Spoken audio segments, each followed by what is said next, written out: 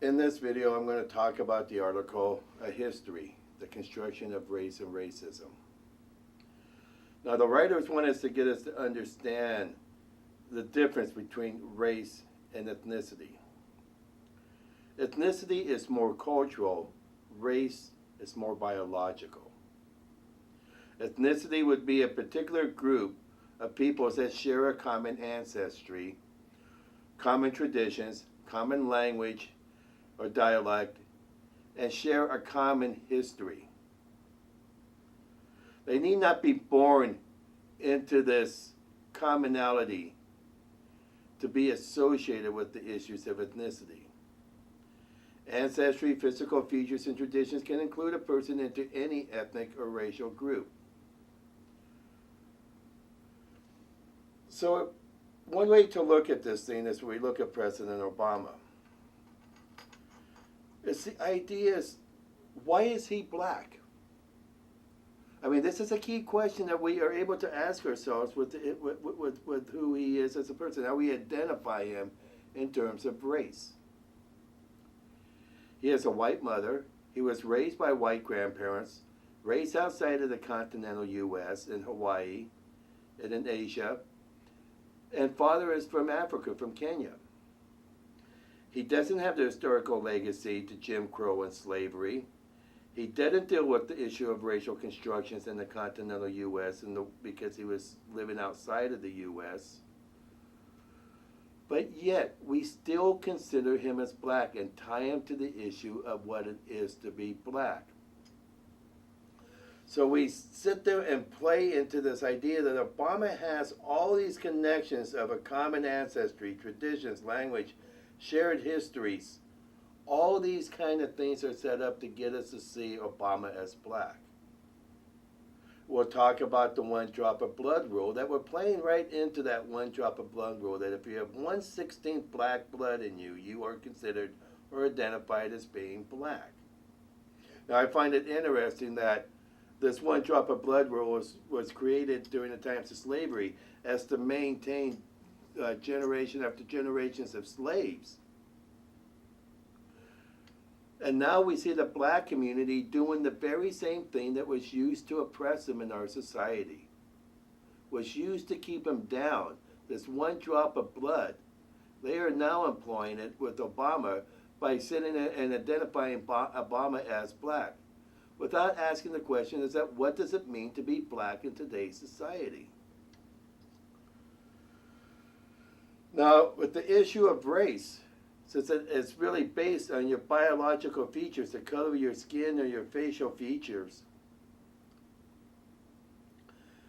the writers try to define race, and it has three key aspects in their definition. First, in their definition of racism, they say, or a definition of race, they say race is a false classification of people that is not based on any real or accurate biological or scientific truth. That race is a social construction, is a set of ideologies that are mythical representations of our relationships to the real world. We have nothing to do with biologies. How we've assigned these values and how we've assigned values to these differences of what it is not to be white has nothing to do with their biological DNA. In fact, we see studies today that show in terms of DNA that a black person may have more in common with a white person on a molecular level than he or she does with another black person. So race has never been about biology. Remember, that's stressing a difference is real or imaginary. Race became a way of stressing those differences. Second, it's a political construction, meaning that it's the politics, the ruling political elites that determine and define racial identity. We are able to sit there and see court rulings throughout history that kept maintaining this definition of what it was to be black, and one of them is that one drop of blood rule. 3, is created as a classification of human beings with the purpose of giving power to white people and to legitimize the dominance of white people over non-white people. This was the historical construction of race. The historical construction of race was done to create a classification of human beings with the purpose of giving power to whites in order to take away power from people who are not white. For me, and this is my definition of race, race is the ways in which power is acquired and maintained using physical features as the vehicle for defining race. Let me say that again. When I look at these three ideas that they talk about with defining race, I sum it up this way. Race is the ways in which power is acquired and maintained using physical features as the vehicle for defining race. When we look at this idea of race, we have to look at it within this historical construction. When did race come about? Race is a relatively recent social construction. When did race happen? It started happening sometime in the 15th or 16th century. As whites started to leave Europe, who did they run into? Who did they meet when they went to Africa? Who did they meet when they went to Asia? Who did they meet when they came to the Americas? They met everybody who was not white. All of a sudden they started to sit there and see, wait a second, in terms of this biological difference that we can see, that's apparent to each and every one of us, we're in the minority. Whites are the minority, but yet we have access to power, especially military and economic power, that these other races do not. So we can use that to our advantage. This idea of creating and assigning these kind of values to issues of race stems from a relationship to religion. That prior to assigning values to difference in terms of racial, this idea of race, what we see is that these differences, or this value assigned to differences, was set up in terms of religion. Christians were better people than Muslims. Christians were the infidels to Muslims. So we see this kind of structure, this kind of framework, that what we did in assigning value to differences in terms of religion, we just moved and transferred that to assigning these similar values in terms of race. It sets up a type of or a hierarchy of superior and inferior. And you have this kind of racial caste system going on. Whites at the top of the ladder, blacks at the bottom of the ladder. Now you have today where you have whites are seen as the top, then you may have Asians because of the model minority seen as second, then you may have Latinos third because up until 1930 we were considered white in this country, Native Americans fourth, because we really don't know enough about Native Americans, and they do have that kind of romanticized history that makes us appreciate them, and blacks place at the bottom. So it creates this kind of sense of racial hierarchy in our society. And next, this historical construction is profit-driven. Why did certain values have to be assigned to blacks in this idea of white supremacy? In order to justify slavery. Why did we need to justify slavery? In order to maximize profit. So it is this kind of profit-driven aspect of the social construction of race that we see very much still a legacy of who we are today. Now, prior to the late 19th and early 20th century, race could not be proved. We weren't able to prove these differences as being inferior and superior. That wasn't what we were able to do until science got into the picture. At the end of the 19th and at the beginning of the 20th century, science, hard science, starts to become starts to represent the truth more and more. So you have this kind of science where in that late 19th, early 20th century, you have these scientists examining racial features. So they were measuring skull size. They were measuring different aspects of the different races' bodies. And because science and the issue of its relationship to empirical truth begins to legitimize the very social constructions of race and the value that we've assigned to these differences or to these social constructions in a scientific way. Now, it's important to understand why this is needed. Because if you can prove with empirical truth that whites are the superior race, no one can argue it. There's no disputing empirical truth. So if scientists are influenced by these racial social constructions, can prove beyond a scientific doubt that whites were superior to non-whites, then it gives this type of legitimacy, or it justifies whites' behaviors and whites' actions towards people of color. Issues of Darwinism gets brought into these things. The survival of the fittest, that these species evolve, and that the most superior species, or the one that evolves most effectively, become the dominant species. This type of Darwinism was used to express the differences between whites and non-whites. Beyond that, when we start to get into issues of anthropology and sociology and history, these so-called social sciences, we start to move into what's called social Darwinism, where it's about the culture or ethnicity becoming the dominant. It doesn't really have much to do with race. It doesn't eliminate race, but isn't predetermined by race. It's by culture. And whites having the superior or civilized culture, and non-whites having the inferior or uncivilized culture, proved again that whether it's empirical truth or this type of sociological investigations or anthropological investigations, they come together to show that whites were the superior race in our society.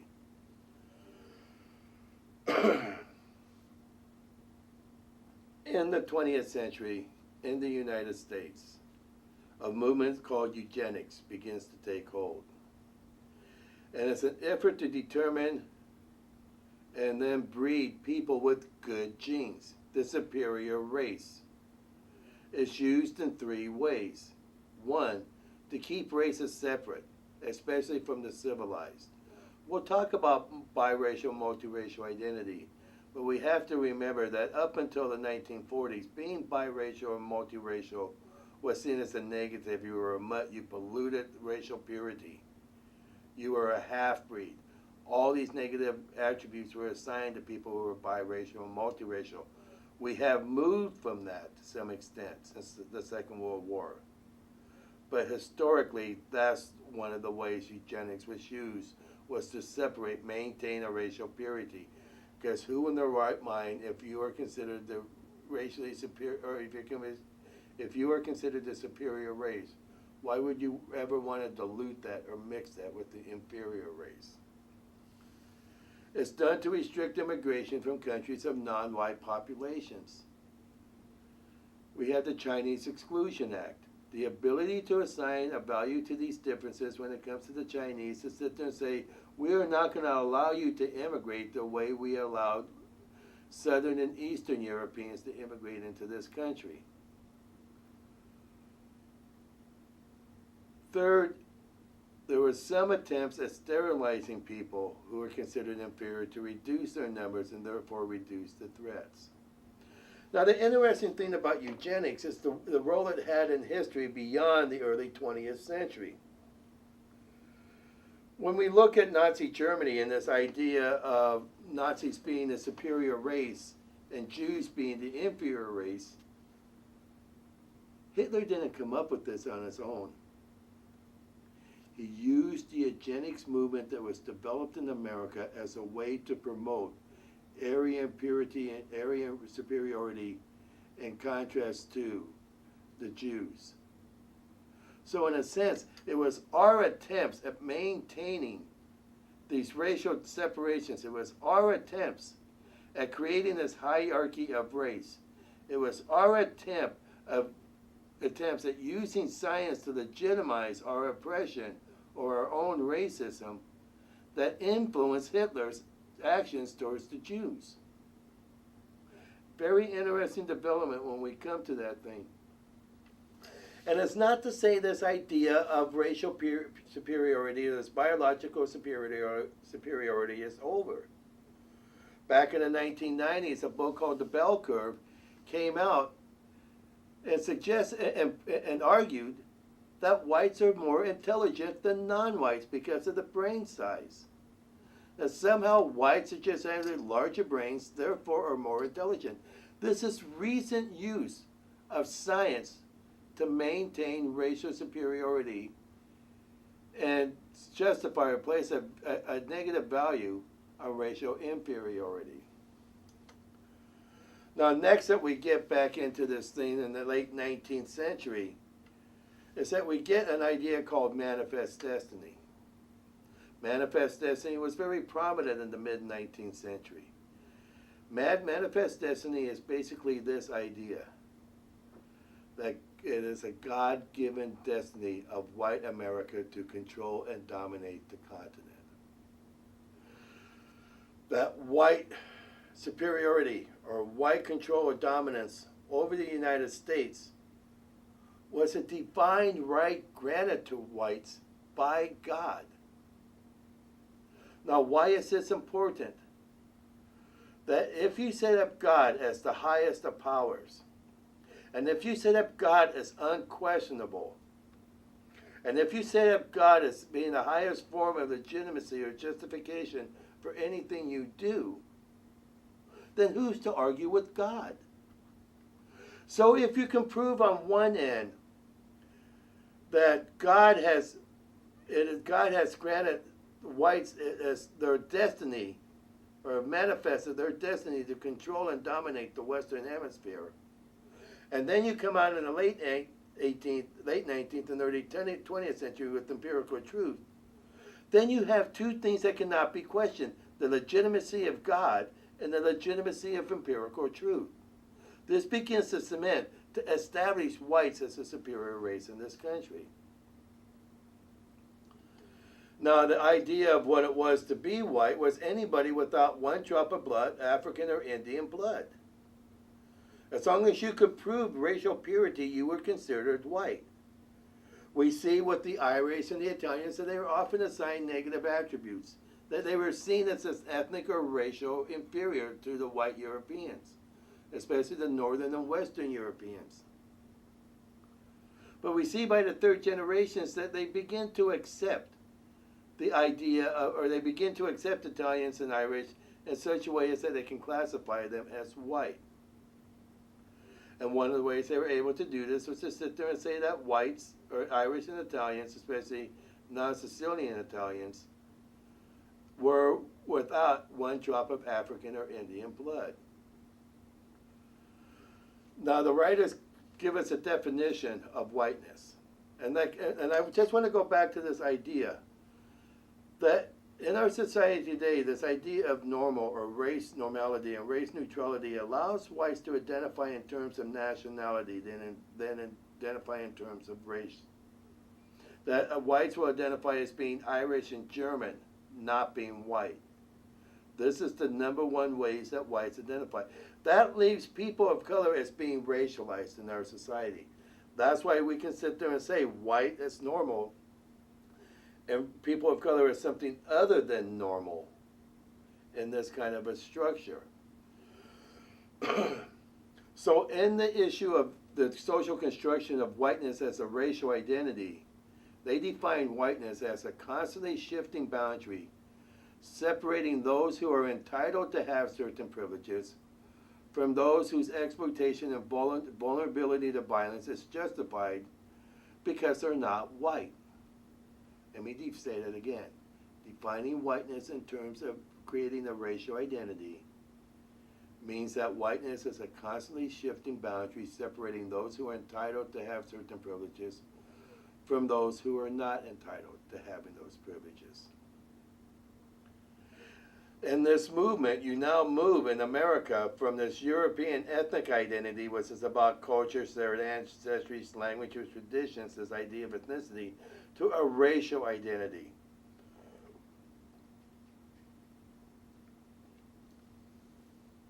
And the idea of the term people of color, they sit there and try to get us to understand, but because race has nothing to do with biology, it is the way we react to biology, but has nothing to do with biology itself. That the term people of color is not a term that relates to the biological differences. It is a term that refers to the sharing of common experiences of being targeted and oppressed by racism.